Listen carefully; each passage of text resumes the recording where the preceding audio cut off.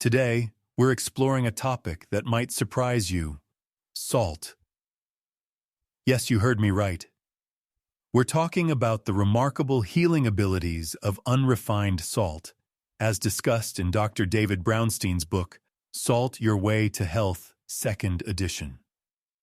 So grab a cup of your favorite beverage, sit back, and let's dive into the fascinating world of salt.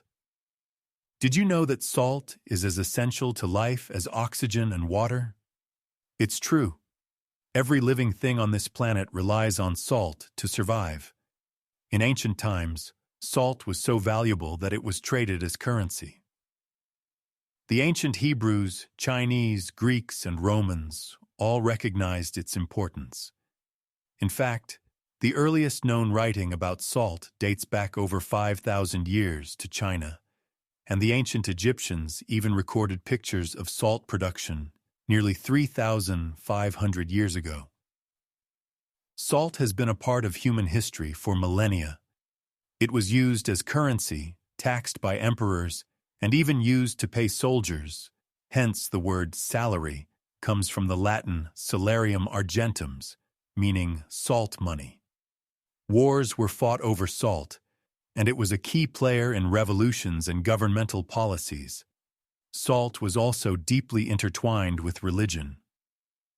For the Jews, it symbolized God's covenant with Israel, and in the Bible, there are 32 references to salt, including the famous phrase, salt of the earth. But salt isn't just a part of our history, it's a crucial part of our health. Hippocrates, the father of modern medicine, recognized the healing powers of salt over 2,000 years ago. He recommended salt remedies for infections, congestion, and even diseases of the spleen. Paracelsus, a renowned physician from the 16th century, wrote, "The human being must have salt. He cannot be without salt. Where there is no salt, nothing will remain, but everything will tend to rot." Before refrigeration, salt was invaluable as a preserving agent. It allowed countries to trade food over long distances and was essential for survival. Even today, salt is still used as a preservative in many foods.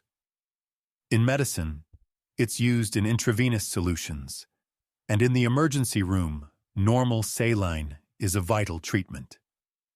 Now let's talk about the difference between refined and unrefined salt. Refined salt is the kind you typically find on grocery store shelves. It's been heavily processed, stripped of its natural minerals, and often contains additives like anti-caking agents.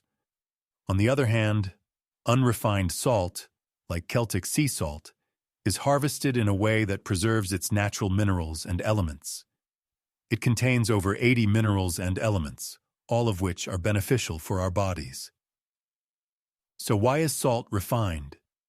There are a few reasons. First, refined salt has a longer shelf life because it's essentially a lifeless product. Second, manufacturers believe that a pure white salt product looks cleaner and more appealing to consumers. Third, refining can remove toxins if the salt comes from a polluted area. And finally, iodine is added to refined salt to prevent goiter, although the amount is often insufficient for our body's needs. Unrefined salt, in contrast, is a whole food product. It contains a balanced array of minerals that our bodies need to function optimally. For example, Celtic sea salt contains 33% sodium, 50.9% chloride, 1.8% minerals and trace elements, and 14.3% moisture. This moisture isn't just water.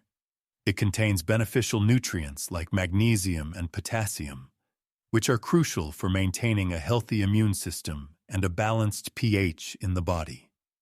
Now let's talk about pH. Our bodies are designed to maintain a neutral pH, around 7.2. When our pH becomes too acidic or too alkaline, our organs don't function efficiently. Refined salt, lacking minerals, is acidifying to the body, while unrefined salt helps maintain a more neutral pH and can even help elevate an acidic pH. This is where unrefined salt shines. It provides the body with the minerals it needs to function properly. For instance, magnesium is essential for hundreds of chemical reactions in the body, and potassium is vital for maintaining fluid balance, muscle contractions, and nerve impulses. Unfortunately, most Americans are deficient in these minerals. Low-salt diets have been widely recommended for years, but the research doesn't support their effectiveness for the majority of the population. In fact, low-sodium diets can lead to nutrient deficiencies, increased cholesterol levels, and even a higher risk of heart attacks. They can also cause the body to retain toxins and disrupt hormonal balance. So, what about hypertension?